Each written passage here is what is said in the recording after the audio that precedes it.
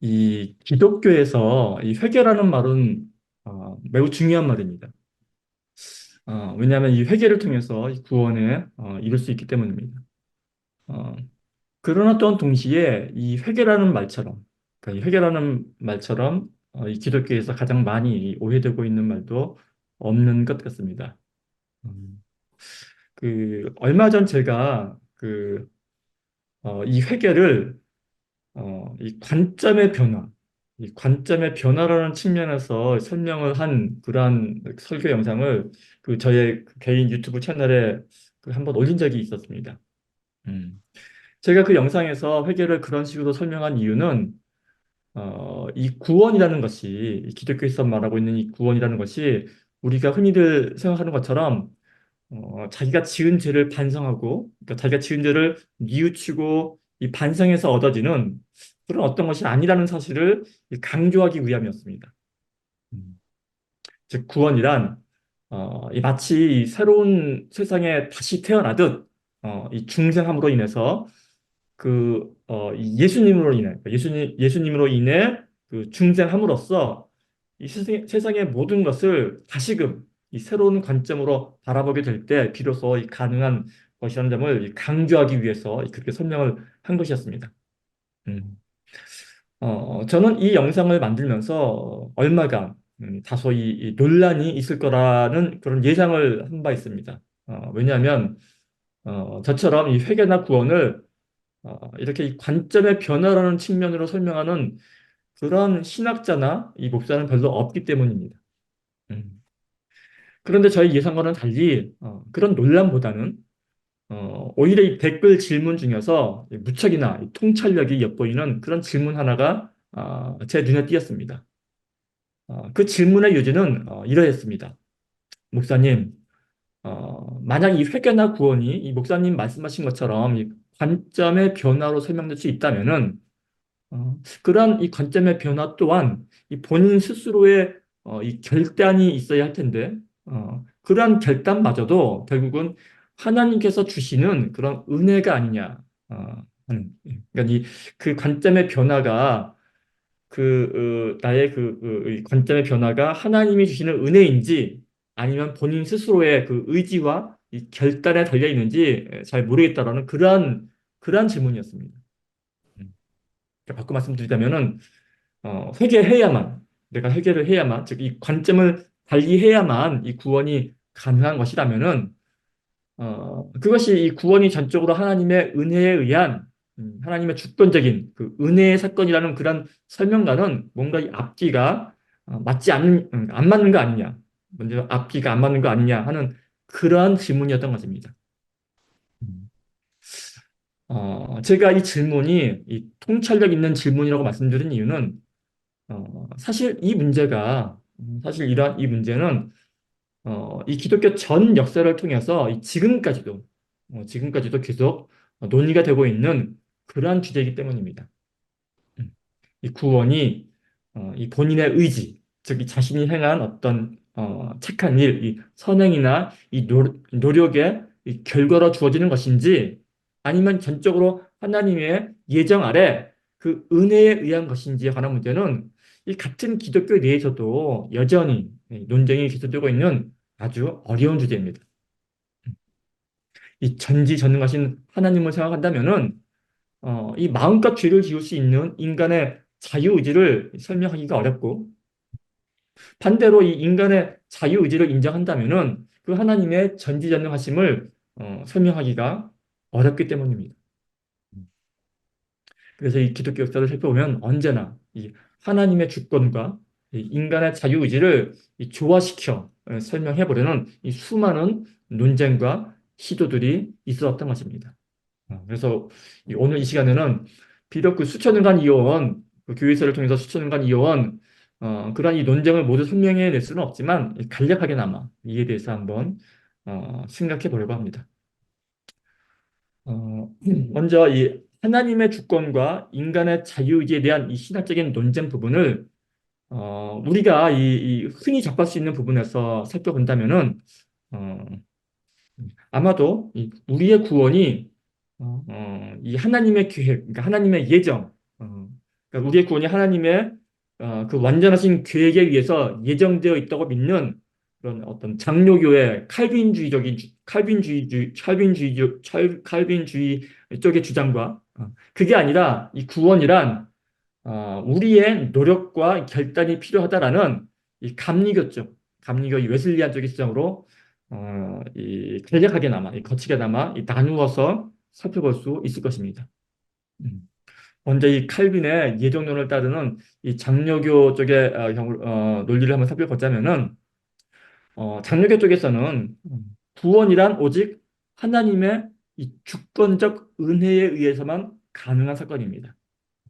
우리가 구원을 받을지 못 받을지는 이미 창세 전에 예정되어 있다라는 것이 장로교 쪽의 주장입니다. 그리고 이러한 주장은 신약성경 로마서의 말씀을 그 근거로 합니다. 하나님께서는 야곱과 에서가 태어나기도 전, 그러니까 어머니 리브가의 이 태중에 있을 때부터 이미 야곱은 사랑하였고 에서는 미워했다라는 것입니다.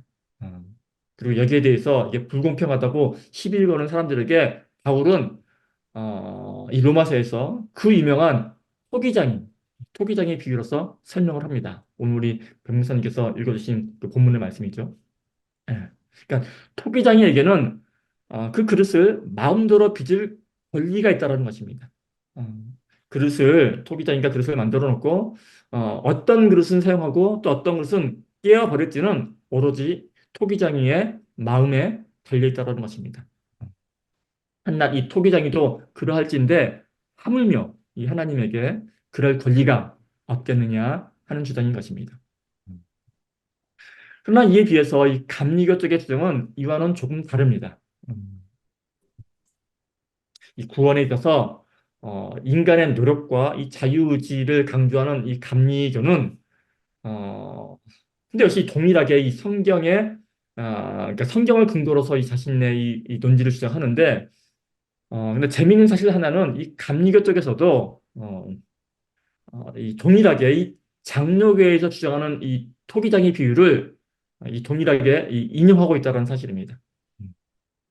그러나 이 감리교에서 주장하는 이 토기장의 이 비율은 그 감리교와는 좀 다릅니다. 이 감리교에서는 이 바울의 토기장의 비유가 이 장로교의 주장처럼 이 구원이 미리 예정되어 있다라는 그러한 것을 설명하기 위함이 아니라고 이야기를 합니다.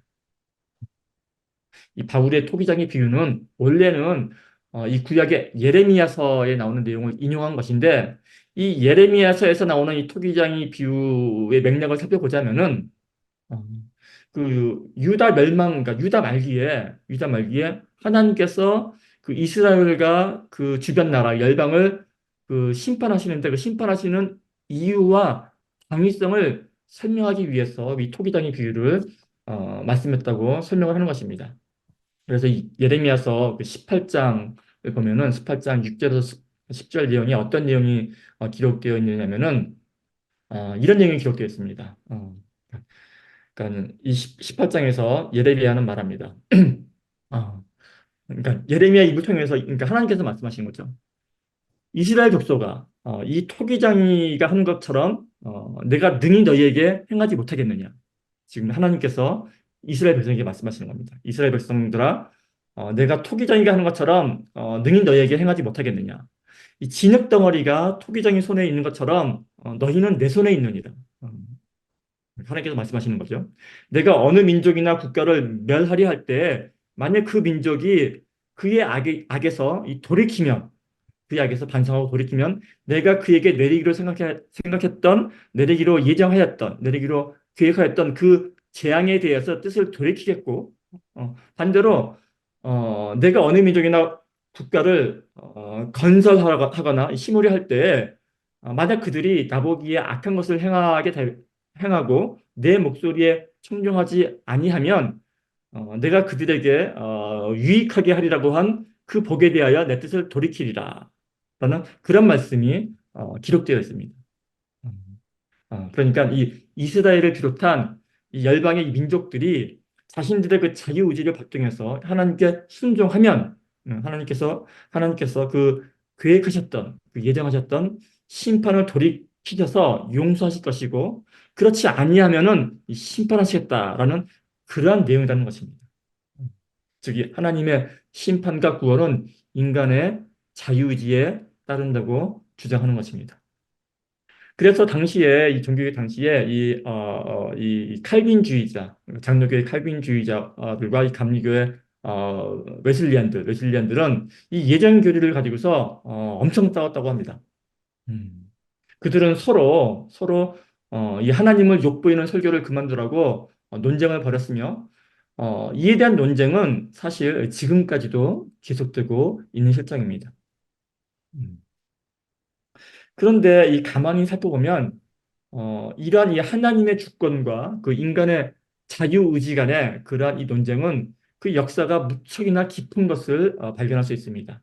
그리고 또 이런 논쟁은 비단 이 기독교에만 있었던 것도 아닙니다. 우리가 이 철학사만 살펴보더라도 이 하나님께서 모든 것을 예정하셨다라는 그런 기독교의 그 예정론은 인간의 운명이 미리 예정되어 있다, 결정되어 있다라는 이 철학의 이 결정론하고 좀 비슷한데 이 철학사에 있어서도 이 결정론하고 인간의 자유의지론은 언제나 이 논쟁을 벌여왔습니다. 그 대표적인 예가 바로 이 실존주의 철학과 이 구조주의 철학 간의 논쟁입니다.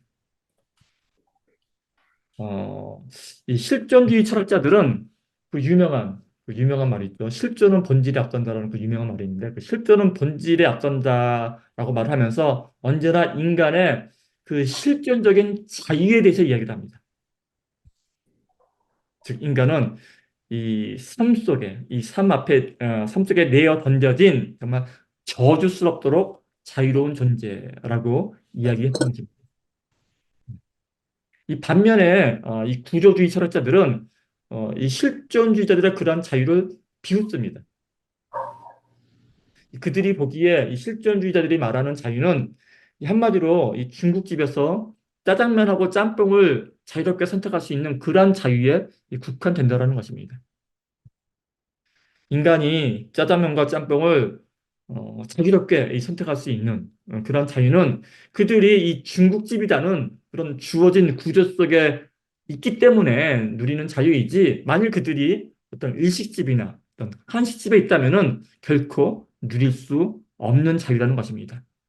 바꿔 말씀드리자면은 그들이 말하는 그 실존주의자들이 말하는 자유란 이 한낱 이 구조 속에 갇힌 그러한 제한된 자유에 불과하다고 생각했던 것입니다. 저는 이 철학자들의 이런 논쟁이 어떻게 그러니까 끝맺었는지 그 결과는 잘 모르겠습니다. 아마 모르긴 몰라도 이 모든 철학 논쟁들이 다 그러하듯이 아직까지도 별 결말 없이 이 끝없는 평행선을 달리고 있을 것입니다.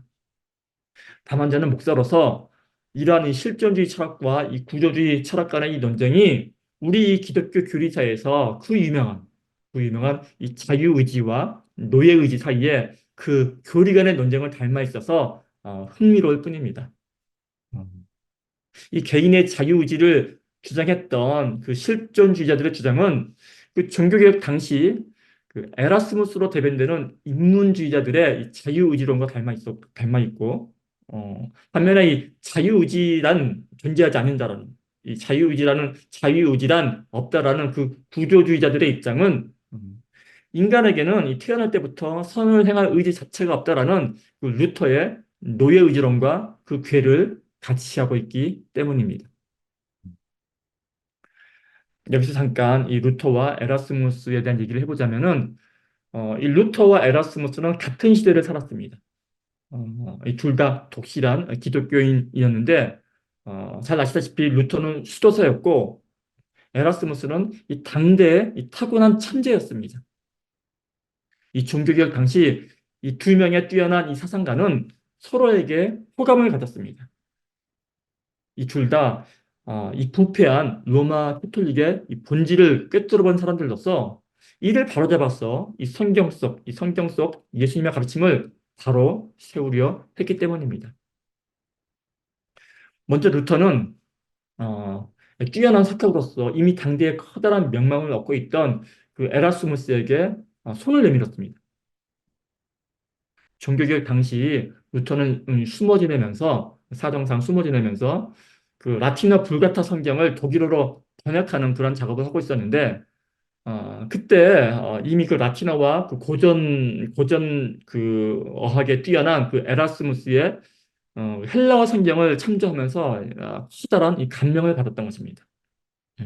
그리고 만일 그가 그 유럽에서 가장 명망이 높은 그 스카, 그 에라스무스의 지지를 얻어낸다면은 이 자신이 수행할 이 종교 개혁에도 이 큰 힘이 될 것이라는 생각에 그 에라스무스에게 지지를 호소했던 것입니다. 그러나 에라스무스는 그 루터의 호소를 정중하게 거절을 합니다. 왜냐하면 이 에라스무스에게는 이 투쟁보다는 이 중용과 평화 그리고 하나됨이 무엇보다도 중요했기 때문입니다. 음. 에라스무스는 로마 캐톨릭과의 투쟁보다는 그보다는 이 화해를 통해서 더 많은 것을 지킬 수 있다고 생각을 했습니다.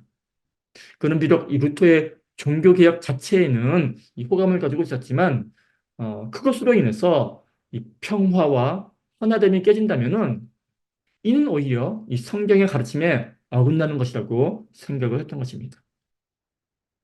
루터는 이러한 에라스무스의 입장을 비겁하다고, 이 개혁가로서 자신의 의무를 회피한다고 비난을 했고, 이때부터 이 두 위대한 사상가의 길은 달라지게 됩니다. 이때부터 이 두 사상가는 다른 길을 걷게 되는 것입니다. 그들이 서로 이 나를 세운 대표적인 논쟁이 제가 좀 전에 말씀드렸던 이 노예의지론과 자유의지론 사이의 이 논쟁입니다. 각각 자신의 신념대로 그 인간의 자유의지에 대한 생각을 피력한 것입니다. 먼저 루터는 이 노예의지론을 통해서 이 하나님의 은혜 없이 행하는 인간의 모든 행위는 약하기 때문에 인간에게는 선을 행할 능력, 즉 이 자유의지가 없다고 주장을 합니다. 이 에덴 동산에서 타락한 이후 인간에게는 오로지 이 악을 추종할 수밖에 없는 제한된 자유, 즉 이 노예 의지만이 허락되었을 뿐이라고 주장했던 것이 바로 루터의 생각이었습니다. 음. 반면에 에라스무스는 이에 반박하면서 인간에게는 이제 온전한 의미의 이 자유의지가 있다고 주장을 했습니다. 음. 그는 이 하나님의 은혜란 인간이 하나님을 알도록 도와주는 그런 지식적 차원의 것이기 때문에 인간은 이 자유의지를 사용해서 이 선과 악을 선택하게 된다는 것입니다. 그에게 있어서 이 경건한 그리스도인의 삶이란 이 자유의지를 선용함으로써, 그러니까 하나님의 은혜로서 이 죄를 극복해 나가는 믿음의 경주와도 같은 것이었습니다. 결국 이 루터와 에라스무스 간의 이 논쟁에서 기독교계는 이 루터의 손을 들어줌으로써 그들 간의 논쟁은 일단락이 되었습니다. 음. 저는 사실 기독교만큼 이 자유에 대해서 관심을 갖는 종교도 없다고 생각을 합니다. 어, 예수님께서 그 공생애의 첫 사역을 시작하시면서 첫 번째로 행하신 말씀이 바로 이 자유에 대한 선포였습니다. 어, 포로된 자에게 자유를, 눈먼 자에게 다시 보게 함을 전파하며, 눌린 자를 자유롭게 하고. 그런데 여기서 말하는 자유는 우리가 앞서 논의해온 이 자유와는 조금 느낌이 다른 그러한 자유입니다. 우리는 흔히 자유하면은 어떤 이 선택의 자유를 떠올립니다. 그냥 물리적인 선택의 자유를 떠올리게 됩니다. 아마도 이 가장 직관적으로 느낄 수 있는 자유의 형태이기 때문일 것입니다. 그러나 육체적으로 자유롭다고 해서 우리가 이 온전한 자유를 누릴 수 있는 것은 아닙니다. 왜냐하면 비록 이 육체적으로는 자유롭다 할지라도 이 정신적으로 억압을 받고 있다면은 오히려 육체적인 구속보다 훨씬 더 이 고통스러울 수 있기 때문입니다.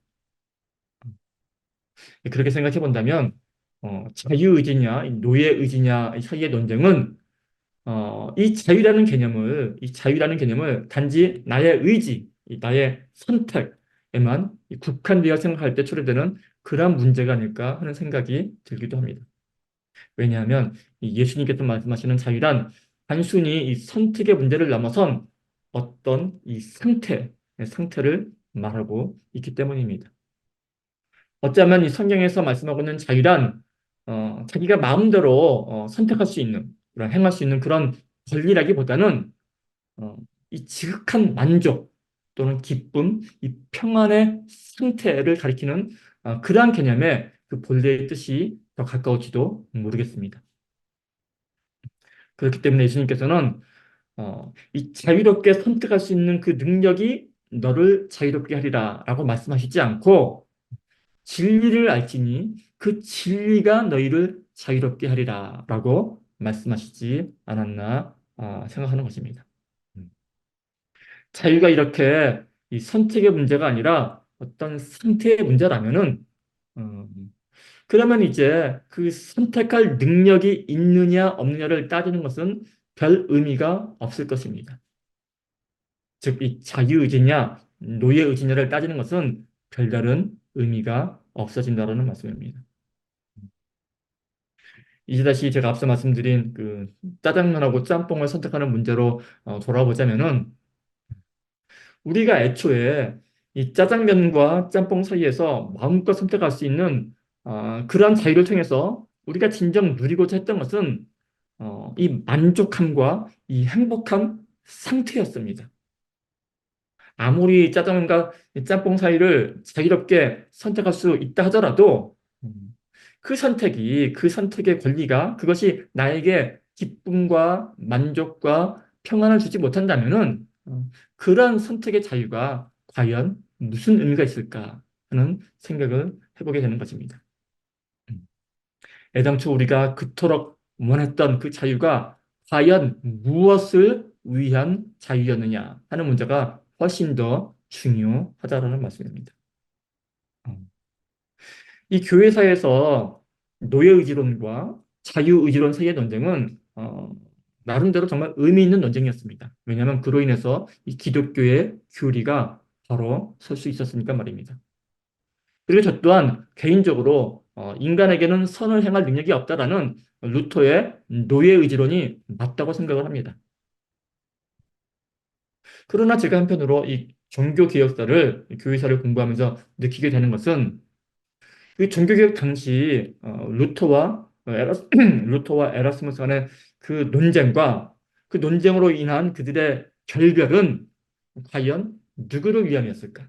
과연 무엇을 위한 논쟁이었을까 하는 생각을 해보게 됩니다. 음. 그 유럽의 근대사는 우리가 다 아시다시피 신교와 구교 간의 이 피튀기는 종교 전쟁으로 점철된 역사입니다. 음.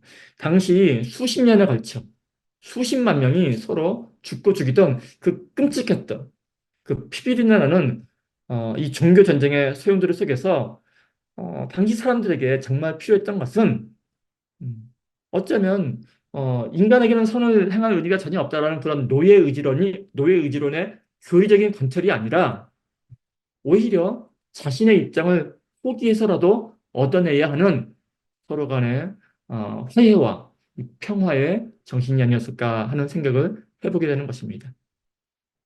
노예의지든 자유의지든 자신이 원하는 대로 주장하고 그리고 이것을 서로 인정해 줄 수 있는 아, 그렇구나. 그렇구나. 너는 그렇게 생각하는구나. 그렇지만 나는 이렇게 생각한다. 이렇게 서로를 인정하고 이해해 줄 수 있는 그런 보다 자유롭고 성숙한 그런 연합의 정신이 더욱더 필요했던 것이 아니었을까 하는 그런 아쉬움이 남는 것입니다. 음. 우리에게 만일 이 자유가 의미가 있다면은 그것은 우리가 마음껏 이 선택할 수 있는 권리를 지녔기 때문이 아니라 그 자유가 우리에게 진정한 만족과 기쁨과 행복을 주기 때문이라는 그 간단한 사실을 놓치지 않았으면 합니다. 네, 함께 기도하시겠습니다. 사랑의 하나님 아버지, 예수님께서는 오리를 가자면 심리를 동행해주고 겉옷을 달라면 속옷까지 벗어 주라고 가르치셨고 또 하늘의 미랄이 땅에 떨어져 죽지 아니하면 열매를 맺을 수 없다고 그렇게 가르치셨지만, 그러나 우리는 그러나 우리는 내가 당하는 조금만 손해와 혹은 내 가족이 우리 가족이 당하는 그런 억울한 피해 앞에서는 속수무책으로 무너질 수밖에 없습니다. 아버지 하나님 그러한 우리의 연약함을 불쌍히 여겨주시옵소서. 어, 내가 당하는 우리가 당하는 그런 억울함을 내가 갚으려 하지 않고 오로지 온전하신 하나님 아버지께서 이 섭리로서 다스려 주심을 믿으며 인내하는 그런 삶을 살아갈 수 있도록 인도하여 주시옵소서. 감사를 드리며 모든 말씀 귀하신 예수님 이름으로 기도합니다. 아멘.